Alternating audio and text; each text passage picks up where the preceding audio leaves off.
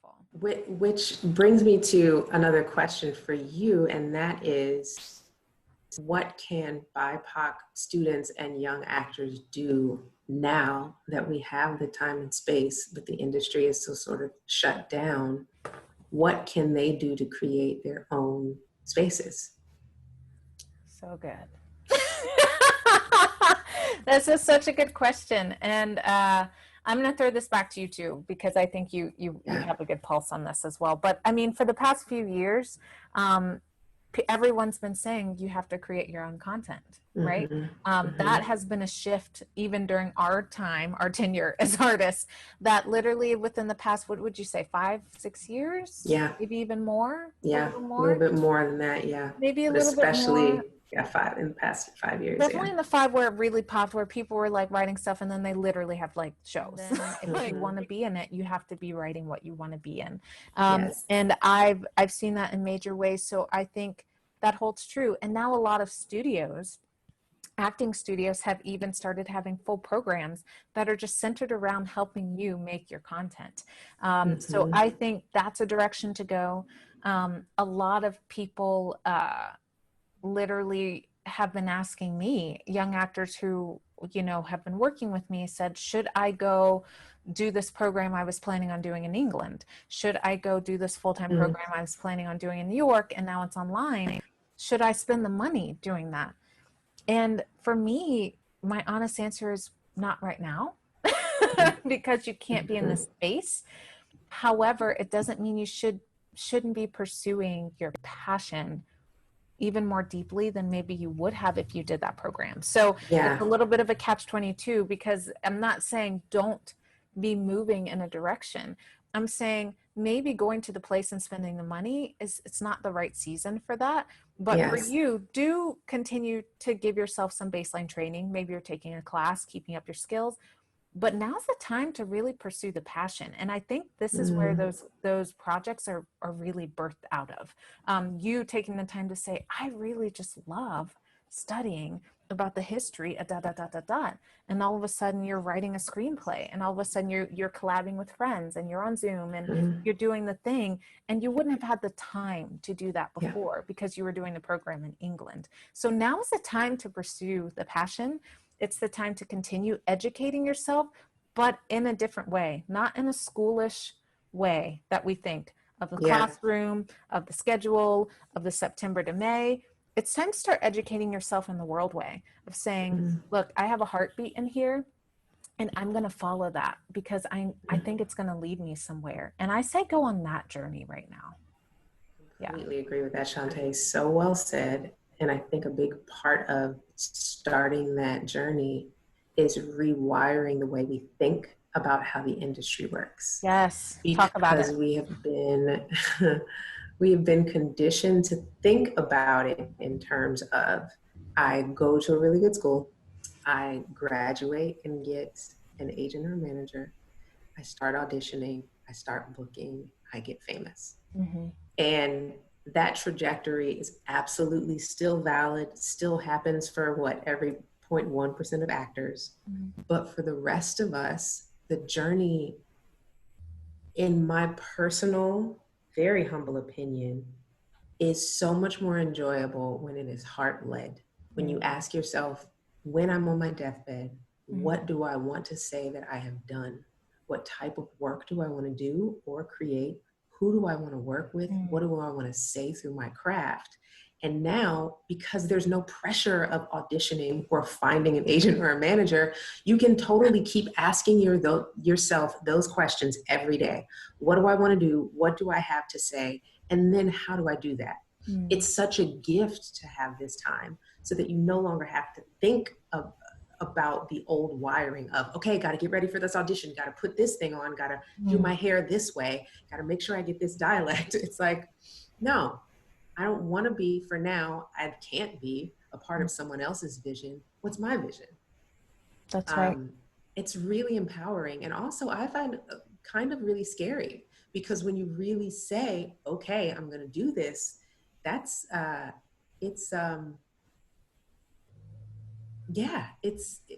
it can be a very raw and vulnerable place to be.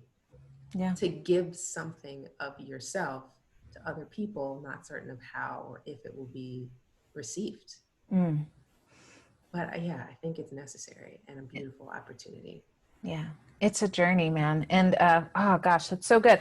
It's the reason why I walked away from acting full time, is that I felt this kind of rebirth of myself. And I didn't feel like there was space for that, for me to have that. And honestly, now that, you know, this whole kind of tidal wave of change is happening, for me and for students, for artists of color everywhere, I'm actually being inspired to come back to the art in a different way that I didn't feel was possible before. And you have a lot of young actors who come to you saying, well, I want to do this, this, and this. And I used to say, and I straight up would say to most young actors, well, you have to go through the system first. You know, you have to do the thing. You have to jump through the hoop.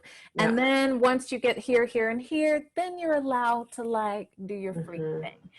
And now I'm saying, I'm calling BS on all of that. Like, I'm just like, no, we get to flip the script on that completely. And some people have already been doing that, but I didn't feel even empowered enough to do that. Even a couple of years ago, I just said, you know, I had this thing that doesn't feel like it fits and I don't know where to put it. So maybe I'm going to go, you know, and now I'm like, no, stay. And then make space for that. And that's what people have been doing. And now I feel like we're flipping the script on what is learning. Where do we begin? It's completely different now. And I think that's a beautiful thing. Absolutely. Yeah, that a lot of that has been my experience as well. And to be honest, Shantae, I still don't feel 100% empowered because I've gone through 15 years of that system, of being entrenched in that structure and feeling like I don't look European enough. I don't sound blank enough. I don't look young enough for my age. I'm not this, I'm not that. What do they need me to be? Instead of what does the world need from me? What is God charging me to do? And I think that younger actors have such an advantage there because they can come in going, well, we grew up in the age of the internet.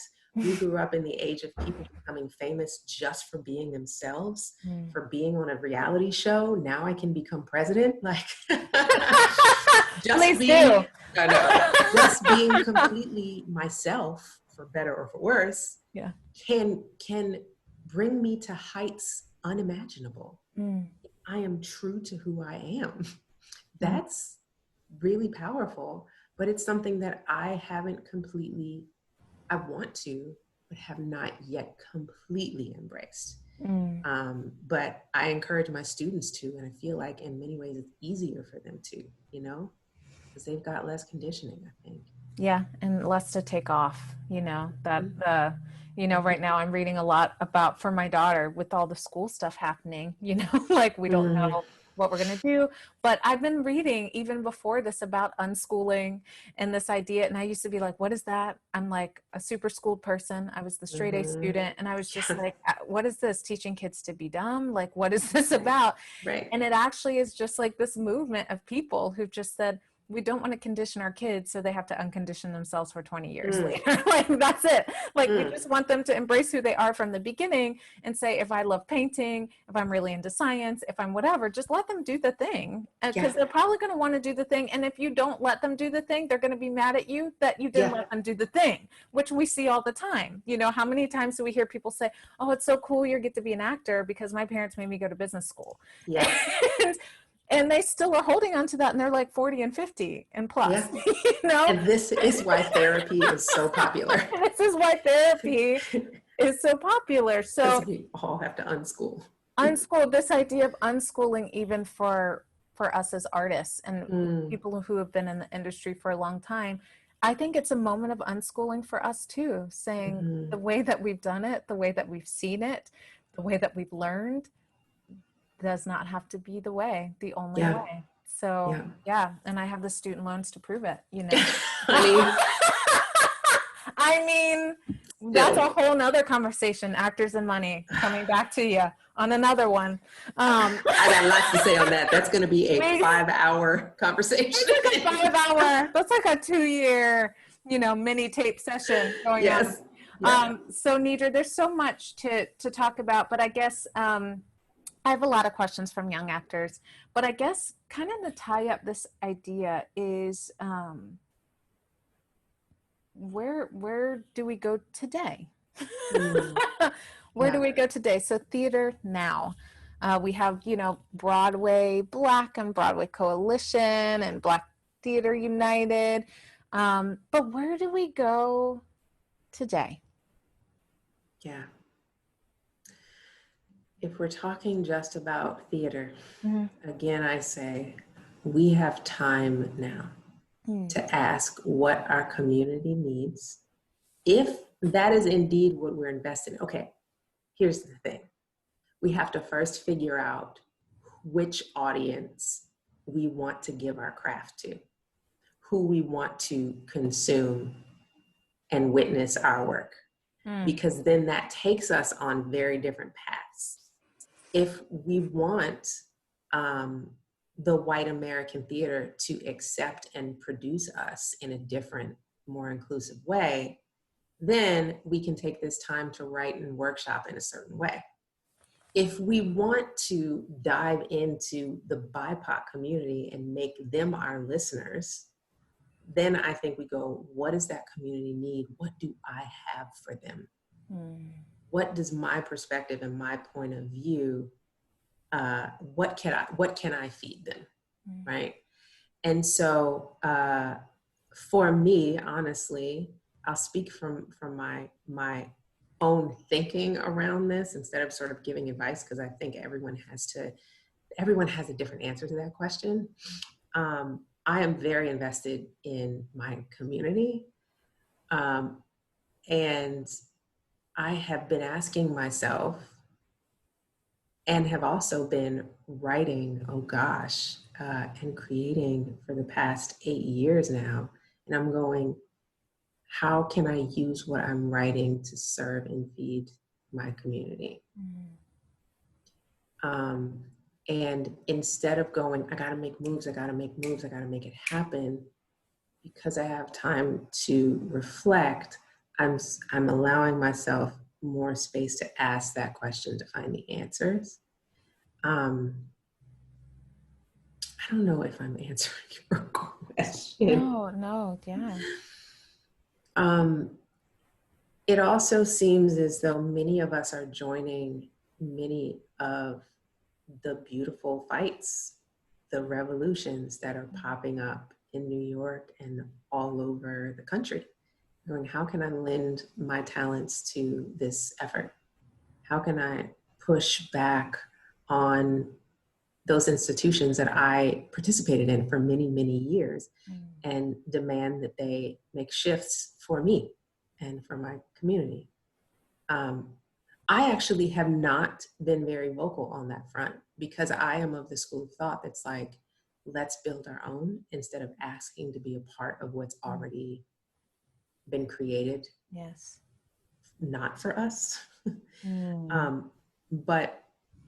But I think, yeah, everyone has to choose which revolution is theirs. Yes. Oh, that's so good. Choose which revolution you want to be part of under the Great Revolution. Yeah. As everyone's been saying, kind of choose your lane. So if it's that you want to really focus on your craft, and you're the actor who wants to be the number one on the top of the list, who can tell those stories, do that. If you want to be the director, do that. If you want to be the producer, if you're a creator, if you're a writer, if you're a teacher, professor. I know for me, my lane feels like I'm pivoting towards offering my time and resources to organizations who are on the front lines, because I have a young daughter. I can't be out there all the time, as you hear her dropping her toys right now. Again, it's always real, you guys. It's just always happening. But I can't be out there on the front lines as I would have been as a single lady in New York. I don't have that time and space in my life right now, but I can give funds and I'm giving time. I'm signing petitions because I can do that from my home. But within my classroom right now, I'm making space for everyone to come to my doors and feel like they have a story to bring to the table before I give them a story on a page or before they bring a story on the page. Their story and who they are is to be heard from day one. And who we're reading and who we're talking about isn't just a person I add onto the syllabus. It's how we are really, truly changing the narrative of what is happening. We are really decentering and reconfiguring the whole thing from the ground up. And I feel like that's my work. And I also feel like my lane is feeling this tug for years too. I've been writing and I love writing music, but it's something because I was hustling for so long was never something I was able to put a lot of time and energy into. And I feel like there are just our voices that need to be heard in different ways that just we have not been that space, I love Lin-Manuel Miranda, but I want to be Black Lin-Manuel Miranda. You know what I mean? Like, we don't have that. We don't have that. No, not yet. We don't have that yet. And why not? Yeah. And why not me? And so that's the question I want to leave along with Choose Your Revolution is say, why not me? Because if there hasn't been a you yet, because I don't see a me yet. I don't see a Black me, Lin-Manuel Miranda yet. I'm going to say, why not me? And that may not be my end goal, but right now I'm feeling like there's places that need to be filled. And that's where I'm feeling my pivot shift to. And to see these beautiful stories told by some beautiful actors that are coming up. I can't wait. I'm so excited for the ground that's being tilled right now and what's going to grow. I'm excited. Yes. I'm excited to see it for the next 20 years, 40 years of what's coming out of what's happening right now. Like it's going to be so good, you know? It's completely like, agreed. Yes, goosebumps. Anything that comes out of feeling empowered is always glorious. So I'm also excited about it. Yes. Yes. Okay. So good. Okay. Woo. All right. Oh, Nidra, I need this. I need this just every now and again. Just like, can we do this more often? But guys, I asked Nidra if she could do a lightning round with me because there's been so much going on and it is hard for people to get together even though we're home. We're filling our time with different things and different schedules. But I wanted her to do a lightning round with some questions I've been getting from young actors, and maybe she has a few too. So I'm just going to throw out some questions. We're going to give some quick answers. It's just our 2 cents. Take it or leave it. But here we are. Okay. So Nidra, how do you keep the juices flowing? We've talked about that a little bit, but how do you keep the juices flowing when you're acting, trying to work and trying to stay in the game? I tell my students to do this all the time. Practice the craft every day. Even if it's just for 60 seconds while you're sitting on the toilet. Rehearse a monologue, say a line in a different way. Think about that little moment that you saw on television that touched you and ask yourself why. What did that actor do? What was the craft doing in that moment? And can I practice that now that I have 5 seconds on the toilet, you know? That's great. That's great. I'll keep the juices flowing. Good. Jumping in and out of character on sets. Any advice on that? Shoot, this is supposed to be a quick answer, right? Quickies. No, I'm always keeping my character bubbling just underneath the surface because you never know how quickly or how slowly the set is going to move. And so I always have 1 or 2 really quick ways back into the moment or back into my character, especially if, and it's a moment that's asking for heightened emotion from me. So I keep it just underneath so that I can function. I can go to Crafty and get my food or have a conversation with my co-star. And then when it's last looks, I just think about that one little sensory thing or whatever, and I'm right back there. Yeah. And for me too, I talk about character a lot in my classes is that, everyone has different approaches, but especially with television and film, character is a lot more you than you think. And it is that 1 or 2 things that helps you pop in and just layer on top of yourself that you can really connect with very simply. Maybe it's a change of the voice, maybe it's a change of the body, maybe it's the way you look, maybe it's a tying back of the hair, whatever you have decided for that character. It's actually usually simpler than you think. And that work will help you connect quickly if that's how you've been able to tie that in with your craft. So that's a great tip. LA versus New York markets right now. I know these are big questions. I'm like, guys, all right, we're going to tackle this. I can't speak to LA markets because I've never worked in the LA market, save like flying out to LA for a couple of commercial shoots. But I have several friends who've done the New York LA move, and it's just a larger market. There's a larger pool out there. There's so much more happening in LA if you want to do TV and film. So if you're vacillating between the two, and I mean, everyone has always asked me why I'm not in LA. So I'd say go to freaking LA. But New York, we have over 50 shows that are shooting now. There's always going to be work for New York, for actors in New York. Yeah. Always work for actors in New York. LA's just, it's always a different scene, and you'll hear New York actors talked about that. I have not worked a lot in LA. I was out there doing the scene for a while and then got cast in a show back in New York. So I was on a plane straight back. But yeah, right now, I don't have a great pulse on what's happening because things have slowed so much. I know that there's talks of production happening. People are trying to figure it out, but I think it's an ever-changing situation. So how do you keep track of your type while you are growing and changing, especially coming out of college? I'm sorry, I'm the worst person to answer this question. I do not like thinking about type. I just don't, but you kind of have to. We have an entire class, an entire semester about it at Pace. And I think there are a lot of actors that just don't want to embrace their type. So the conversation is necessary. But for me, I never wanted to think about it because it felt limiting, which I think is what most actors feel like. And so I would just go on there and movie myself and not think I have to be this type. I have to be a young mom. I need to be a doctor. I need to be whatever. And people then started typing me for myself. And then I went, oh, wait, I actually don't want to be that type. How do I shift this now? Wait, okay, what was the question? Can you ask the question? No, how do you keep track of your type while growing and changing? Yeah. How about I'll jump into this while you're marinating. I have the worst answer for that. No, it's not a bad answer because I think this is a struggle a lot of artists have, and especially artists who don't like parts of the business that try to confine them, as we've talked about, because now we're kicking off a lot of confinements. And so a lot of artists says, I don't want to be in a box.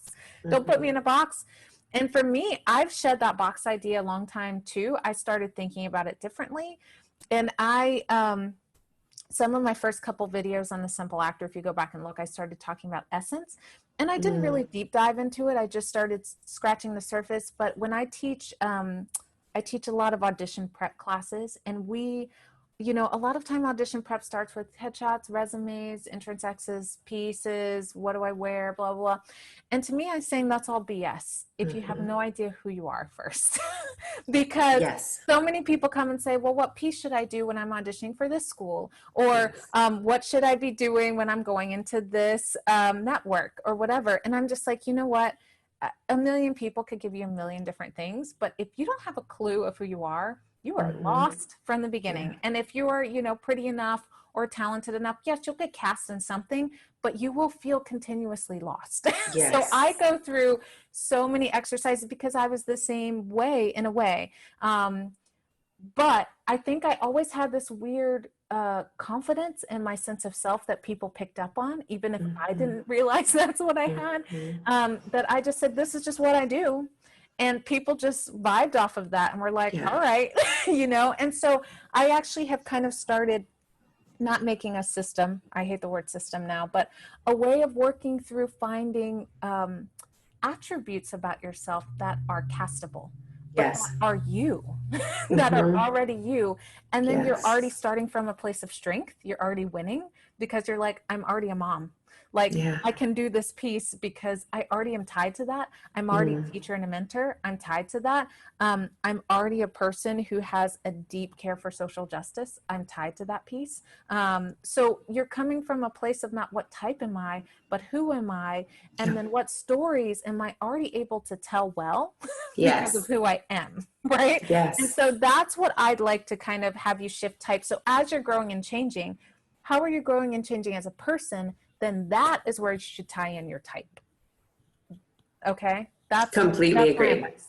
It's the difference between going, what box am I in? And you're Yes. almost like inverting the box and Yes, going, yes. what do I already have?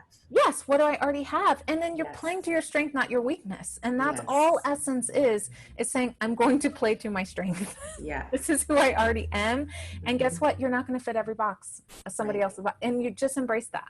Like, that's Yes. cool. You know? And I don't. We don't. Nobody Yeah. does. And you shouldn't. I'm going to hit one really quickly before maybe a last one. Someone's asked about raising a family in the industry. I think every person with a family will have a different answer for you because everyone's different and every family's different. For me, I just found that I was a person who I didn't see myself doing both super well, working full time as an actor because our life is so changeable so quickly. And I actually love that. Yeah. Before I had a family, I love that I could be up in anywhere in the world, pack a bag and go. I still have that as a part of myself. And probably once my daughter's out of the house, I'll be doing that again.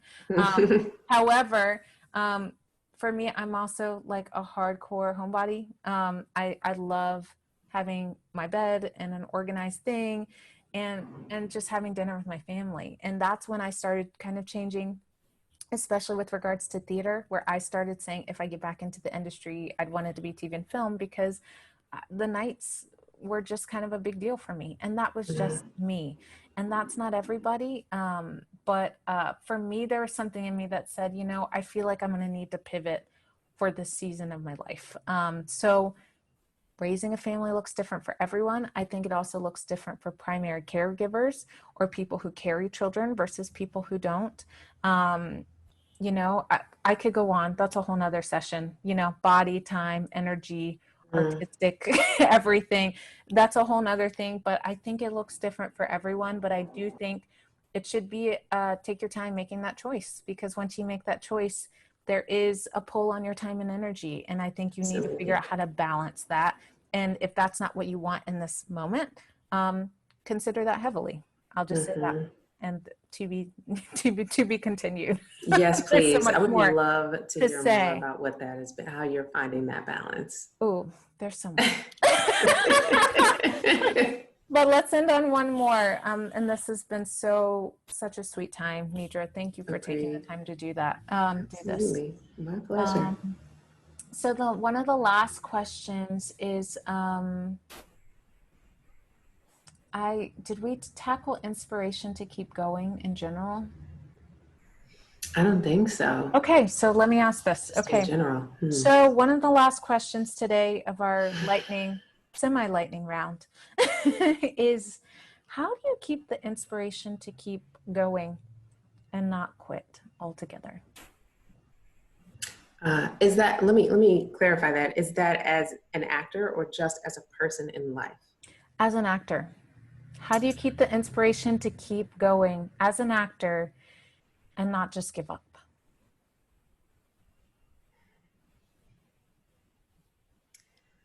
I will say, I don't know the right answer to that question, but I have found inspiration from the people that truly know and truly love me. When I lost inspiration myself, which will happen to pretty much every single one of us, it was the people that I love that said, I see amazingness in you and you have to keep going. I also have a pretty strong spiritual practice, and I have to lean on that when I lose inspiration. So for me, it looks like prayer, it looks like meditation, it looks like really taking care of myself every single moment of every single day. Because when I've lost inspiration, it's usually because I haven't been listening to myself, listening to this small, still voice, and I feel disconnected from spirit. So for me, it's about reconnecting with the humans and with the spirit. Those are the two big ones for me. And also a knowing that losing inspiration is going to happen. Yes. And then getting it back is also a part of life. You're going to lose it, you're going to get it back. You're going to lose it, you're going to get it back. Hopefully one day we just have it and we just coast on it, right? I feel like I'm getting to that place where I can just be in pure inspiration all the time. Yes, yes. You know? Yes. No, that's so good. You lose it and get it back. And it does look differently for everyone. For me, this probably ties into the family question. Inspiration has changed so dramatically for me because I do feel like I lost it when I had my daughter, because so much of my time and energy was put somewhere else.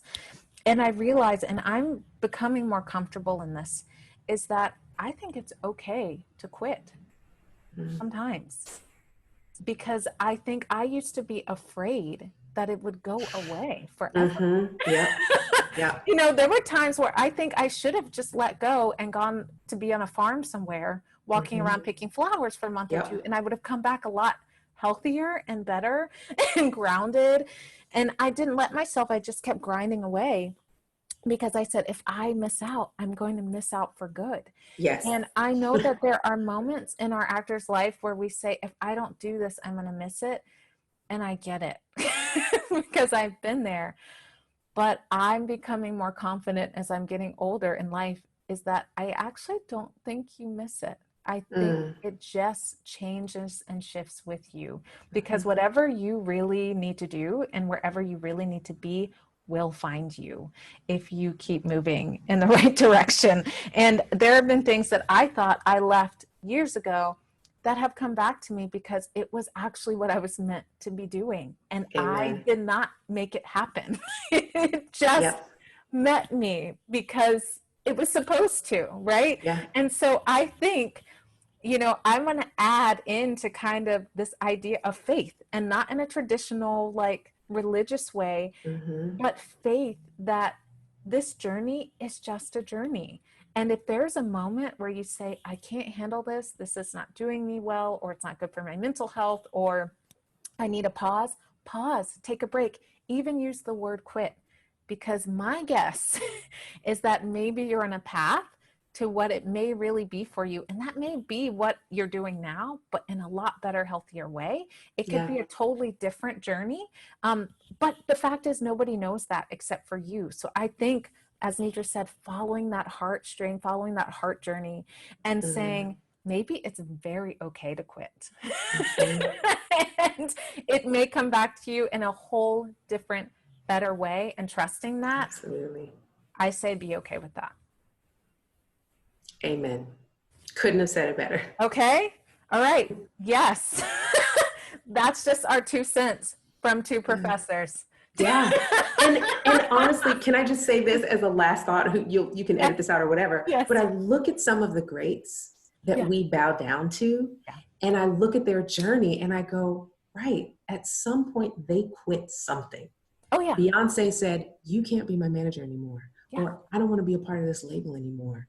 Or I'm going to walk away from this group that I was a part of for so many years. And I'm going to do my own thing. And her career has had, I mean, her longevity is about to be right up there with Michael Jackson and Prince. And her impact is ridiculous. And you look at someone like Oprah Winfrey. Look at her journey from where she started. She was an anchor woman. And at some point, she had to quit that job.